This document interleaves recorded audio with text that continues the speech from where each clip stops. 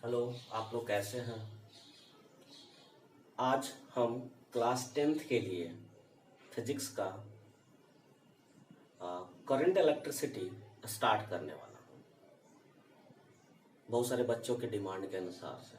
ठीक है, तो एक्चुअली सबसे पहले करंट इलेक्ट्रिसिटी में मैं बात करता हूँ तो चार्ज का कंसेप्ट आता है, क्योंकि करंट फ्लो ऑफ चार्ज होता है। तो चार्ज क्या होता है? What is concept of charge?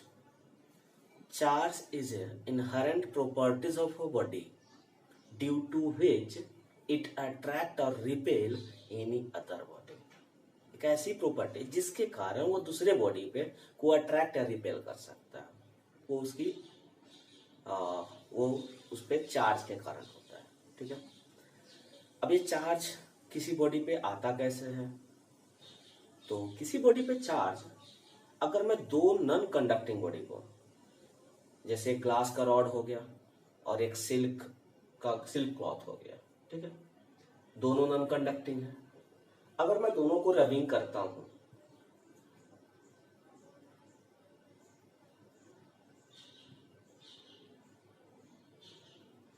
तो एक बॉडी इलेक्ट्रॉन लूज करता है और दूसरा बॉडी इलेक्ट्रॉन को गेन करता है। तो जब दो नॉन कंडक्टिंग बॉडी एक दूसरे को रगड़ा जाता है, इसे रबिंग करते हैं, तो वहां पे इलेक्ट्रॉन का ट्रांसफर होता है। उस इलेक्ट्रॉन के ट्रांसफर के कारण जो बॉडी लूज किया उस पे आ गया पॉजिटिव चार्ज, और जो बॉडी गेन किया उस पे आ गया नेगेटिव चार्ज। क्यों ऐसा होता है? क्योंकि दो तरह के चार्ज होते हैं, positive charge, negative charge. Simple सा मानिए एक एटम आपके पास है, इसके न्यूक्लियस में होता है प्रोटॉन और न्यूट्रॉन होता है, और ऑर्बिट में होता है इलेक्ट्रॉन। एक एटम मानते हैं। सपोज दैट इसके न्यूक्लियस में 10 प्रोटॉन है, तो ऑर्बिट में 10 इलेक्ट्रॉन भी है, सपोज दैट। अब ये एटम न्यूट्रल है, क्योंकि इलेक्ट्रॉन पे नेगेटिव चार्ज होता है, प्रोटॉन पे पॉजिटिव चार्ज होता है। जितना पॉजिटिव चार्ज उतना ही नेगेटिव चार्ज, जितना पॉजिटिव चार्ज उतना negative charge. It becomes a neutral. अभी न्यूट्रल है, there is no charge on this atom. If we remove some electron from this atom, हमने इससे निकाला, सपोज दैट आप 2 इलेक्ट्रॉन इसे निकाल दो, तो बचा इसके ऑर्बिट में 8 इलेक्ट्रॉन, और अंदर प्रोटॉन की संख्या 10। अब पॉजिटिव चार्ज ज्यादा है, नेगेटिव चार्ज कम है, तो टोटल अगर हम इसमें देखते हैं तो 2 प्रोटॉन के चार्ज के बराबर इसमें एक्सेस है। तो ये क्या किया है? लूज किया है, लूजेस इलेक्ट्रॉन। जब एटम या कोई बॉडी इलेक्ट्रॉन को लूज किया, मतलब डिफिशियंसी हुई इलेक्ट्रॉन की उसके पास, तो उस पे आ गया पॉजिटिव चार्ज। मतलब कोई अगर इलेक्ट्रॉन लूज किया, अगर कोई बॉडी गेन करता 2 इलेक्ट्रॉन, अगर इसी को मैं 2 इलेक्ट्रॉन देता हूं तो इस पे हो गया 12 इलेक्ट्रॉन और अंदर में 10 प्रोटॉन। अब इलेक्ट्रॉन की संख्या ज्यादा होगी इसमें, तो ओवरऑल इस पे नेगेटिव चार्ज आ जाएगा, क्योंकि नेगेटिव में चार्ज ज्यादा हो गया, तो ये बॉडी पे नेगेटिव चार्ज आ गया।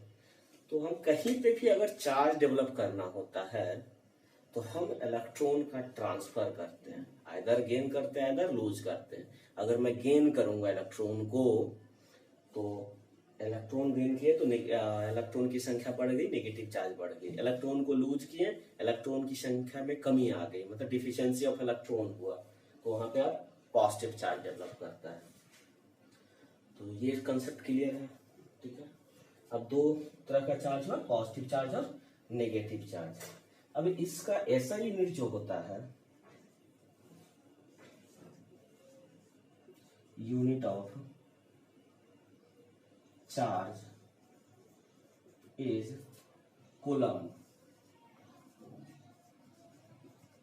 डिनोट करते हैं C से, ये इसकी यूनिट होती है। बहुत सारे नॉमरिकल्स में आपको millicoulomb, microcoulomb, nanocoulomb ये सब मिलेगा आपको। तो जब ऐसा कुछ आता है तो प्रीफिक्स जो होता है ना 1 मिली कूलम, ये प्रीफिक्स है मिली, मिली का मतलब होता है 10 टू द पावर -3, ठीक ऐसा कुछ है। अगर माइक्रो कूलम आ गया 1 माइक्रो कूलम, तो माइक्रो का मतलब होता है 10 टू द पावर -6। अगर कहीं नैनो कूलम आ गया तो ये 10 टू द पावर -9 होगा। ये सब ध्यान रखना पड़ेगा फॉर नॉमरिकल्स के लिए जहां भी ऐसा कुछ आएगा, ठीक है।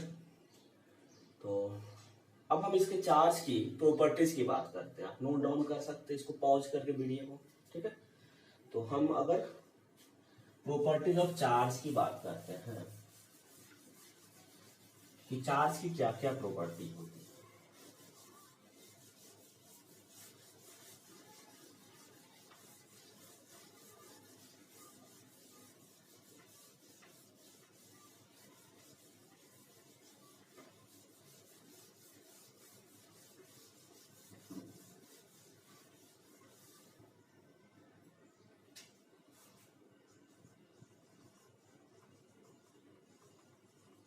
Properties of charge.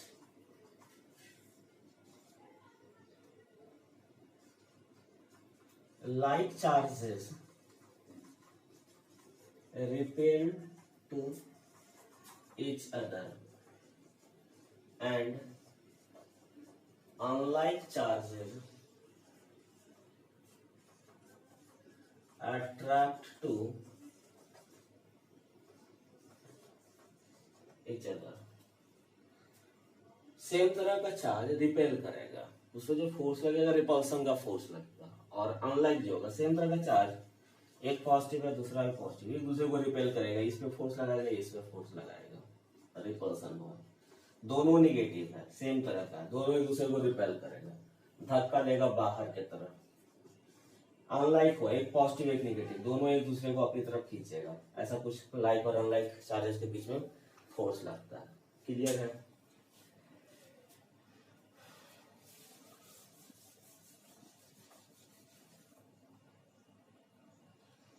किसी भी बॉडी पे चार्ज हमेशा इंटीग्रल मल्टीपल होता है। इसमें बोल सकते हैं charge is in quantized form, या क्वांटाइजेशन ऑफ चार्ज बोलते हैं उसको, क्वांटाइजेशन ऑफ चार्ज, जहां से हमको एक फॉर्मूला की बात बोलते हैं, that is a body having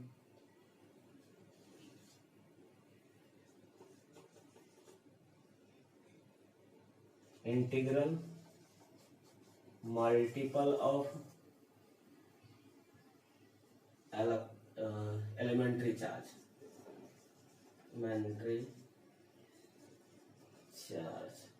formula आता है Q is equal to plus minus n, where n is 0 1 0 1 2 3 4, fraction में नहीं होगा, हमेशा इंटीजर्स के फॉर्म में होगा। प्लस जब यूज करना है जहां पे प्रोटॉन की बात है, और इलेक्ट्रॉन की बात करेंगे तो हम फॉर्मूला लेंगे माइनस, जैसे Q equal to minus n, जब इलेक्ट्रॉन नंबर ऑफ इलेक्ट्रॉन की बात करेगा तो, ठीक है। यहां से क्वेश्चन बनता है, इन 1 कूलम चार्ज, इन -1 कूलम चार्ज, यहाँ पे ई क्या है, एलिमेंट्री चार्ज है, ये सबसे छोटा सा है, smallest elementary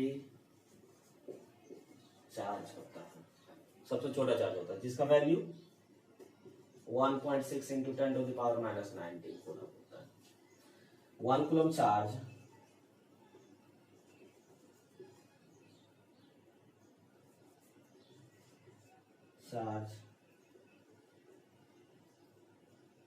in 1 coulomb charge, how many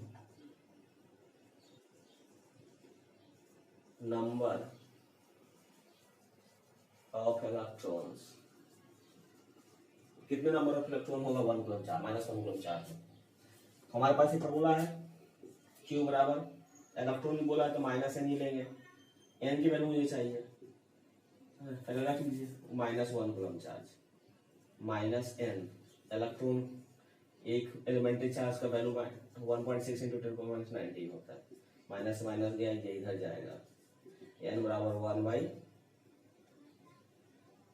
1/1.6 × 10⁻19 divide करेगा तो 6.25 ×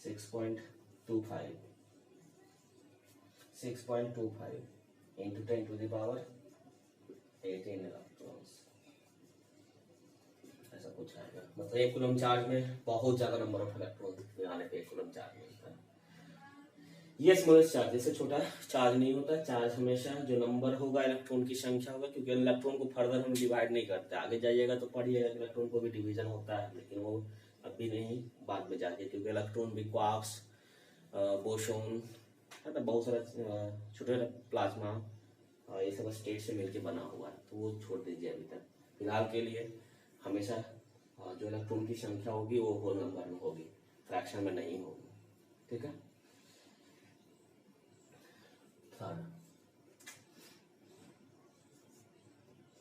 अगर मैं किसी बॉडी को चार्ज करता हूं तो क्या उस बॉडी पे मास बढ़ता घटता है या अनचेंज रहता होगा? तो हम किसी बॉडी के ऊपर चार्ज करते हैं और वह पॉजिटिव चार्ज से चार्ज होता है तो उसमें इलेक्ट्रॉन की डिफिशियंसी होती है, मतलब इलेक्ट्रॉन कुछ हटाया गया, और एक इलेक्ट्रॉन का कुछ मास होता है, इलेक्ट्रॉन का मास होता है 9.1 × 10⁻31 kg, कुछ ना कुछ तो मास है, छोटा ही मास है। अगर 10 इलेक्ट्रॉन को मैं बाहर कर दिया हूँ तो कुछ ना कुछ मास घटा होगा।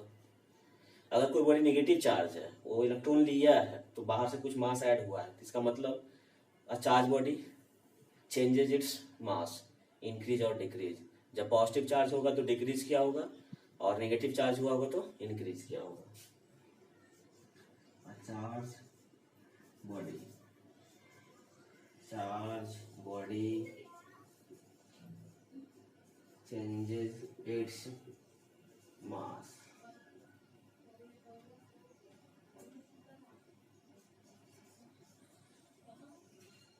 चार्ज इज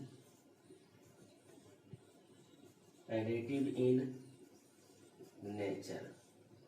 एडिटिव नेचर का होता है, जोड़ सकते हैं। जैसे आपके एक बॉडी है, जैसे सिंपल एक बॉडी है, इस पे पहले से +10 कूलम चार्ज था और बाहर से हम ऐड कर दिए -15 कूलम चार्ज, तो इस पे टोटल कितना चार्ज हो गया? तब टोटल हो जाएगा +-5 कूलम चार्ज हो गया इस पे। तो एडिटिव नेचर का डायरेक्टली हम सम करते हैं। अगर ये भी प्लस में था तो 10 + 15 25, प्लस में 25 कूलम चार्ज हो जाता है, तो charge is additive in nature. तो ये सब बेसिक कुछ चार्जेस हैं, ठीक है। और एक चीज, अगर आपके पास इंसुलेटर बॉडी है और कंडक्टर बॉडी है, तो इंसुलेटर, जैसे ये पेन मार्कर इंसुलेटर है, अगर हम एक चार्ज यहाँ पे मैं प्लेस करता हूँ तो ये इसी पॉइंट पे प्लेस्ड रहेगा, इधर उधर नहीं फैलेगा, क्योंकि कंडक्टर में या इंसुलेटर में फ्लो ऑफ चार्ज नहीं होता है, तो हम जहाँ पे रखते हैं वहीं पे वो प्लेस्ड रहता है। लेकिन अगर ये कंडक्टर होता तो अगर हम यहाँ पे प्लेस कर रहे हैं और डालेंगे तो यह हर तरफ, चारों तरफ, इस पूरे बॉडी पे यूनिफॉर्मली डिस्ट्रीब्यूट होगा, क्योंकि कंडक्टर के अंदर चार्ज को फ्लो कराने की टेंडेंसी होती है, ठीक है। तो इंसुलेटर में या नॉन कंडक्टर में बॉडी पे बोल सकते हैं यूनिफॉर्मली डिस्ट्रीब्यूटेड नहीं हो सकता, जहां पे मैं प्लेस करता हूँ वहीं पे रहता है चार्ज, और कंडक्टर में सब जगह यूनिफॉर्मली डिस्ट्रीब्यूटेड होता है, बराबर रूप से चार्ज जाता है, क्योंकि उसमें इलेक्ट्रॉन फ्लो कराने की या चार्ज फ्लो कराने की टेंडेंसी होती है, ठीक है। अब आते हैं कॉन्सेप्ट ऑफ करंट।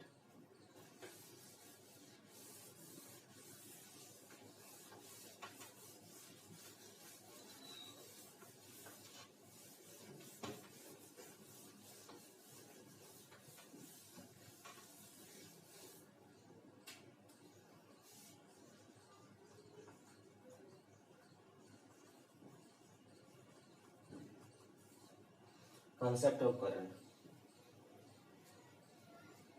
करंट किसको बोलते हैं? करंट का डेफिनेशन क्या होगा? It is the rate of flow of charge through any cross section of conductor. It is the rate of flow of charge through any cross section of conductor।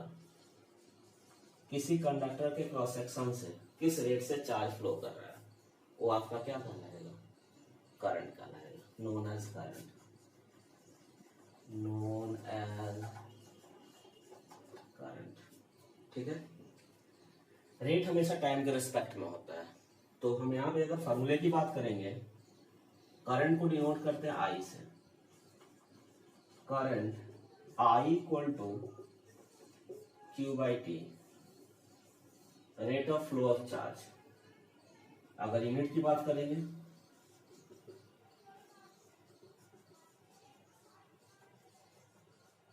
तो ये 7 fundamental quantity में से एक quantity है current, इसलिए इसकी unit होती है एम्पियर। डिनोट करते हैं कैपिटल इस 7 फंडामेंटल क्वांटिटी में है। जैसे कूलम पर सेकंड भी बोल सकते हैं, यहाँ पे आप एम्पियर ही बोलिएगा। ठीक है, अगर कहीं एक डिफिनीशन आता है 1 एम्पियर की डिफिनीशन क्या होगी? What is 1 ampere? 1 एम्पियर कैसे आएगा? जब 1 कूलम चार्ज 1 सेकंड में किसी क्रॉस सेक्शन वायर से एरिया या किसी कंडक्टर वायर से फ्लो करता है, 1 कूलम चार्ज 1 सेकंड में अगर कहीं फ्लो करता है ना, आई बराबर पढ़े फॉर्मूला क्यू बटा टी। अगर 1 कूलम चार्ज 1 सेकंड में फ्लो करता है तो ये 1 एम्पियर आएगा करंट, है ना। तो if 1 coulomb charge flow through any cross section of conductor in 1 second is known as 1 ampere current. If 1 coulomb charge flows through any cross section of conductor in 1 second, known as 1 ampere current. Clear है? यहाँ भी आएगा आपको कुछ current का, कहीं question में milli ampere आएगा तो ऐसा कुछ ले लीजिएगा, 3 एम्पियर। माइक्रो एम्पियर आएगा तो 1 माइक्रो एम्पियर, तो 10 टू द पावर -6 एम्पियर। तो ये सब आपका क्या है? सफिक्स है, मिली, माइक्रो, किलो। चलो, फ्लो ऑफ इलेक्ट्रॉन। अब इस फॉर्मूले को आप मैं आगे में भी बढ़ा सकता हूँ, जैसे करंट है, कहीं पे नंबर ऑफ इलेक्ट्रॉन के टर्म्स में भी दे सकता है, कितना नंबर ऑफ इलेक्ट्रॉन पर सेकंड में फ्लो करा तो करंट की वैल्यू बताइए। तो आप इसको अगर आगे बढ़ाओगे तो आई बराबर, हम अभी एक फॉर्मूला बताए थे प्रॉपर्टी में, क्यू बराबर एन ई होता है, तो यहाँ पे क्यू के जगह पे एन ई रख सकते हो बटा टी। तो एक नया फॉर्मूला मिलेगा नंबर ऑफ इलेक्ट्रॉन्स के टर्म में, है ना। अगर किसी वायर से 50,000 इलेक्ट्रॉन पास कर रहा है तो बताइए इसे करंट कितना होगा? 50,000 इलेक्ट्रॉन 1 मिनट में पास किया तो number 50,000 electron, basic electron, elementary charge का वैल्यू जानते हैं 1.6 × 10⁻19 कूलम। अगर 1 मिनट दिया तो 60 सेकंड यहाँ पुट करेंगे, करंट की वैल्यू निकल जाएगी। ठीक है, तो एक भी दूसरा फॉर्मूला यहाँ से ये बनता है। ठीक है, करंट हमेशा एक स्केलर क्वांटिटी है, इसका कोई डायरेक्शन होता है। ठीक है, बट ये वेक्टर लॉ ऑफ एडिशन को फॉलो नहीं करता, इसलिए स्केलर क्वांटिटी है। Current is a scalar quantity. ठीक है, चलिए।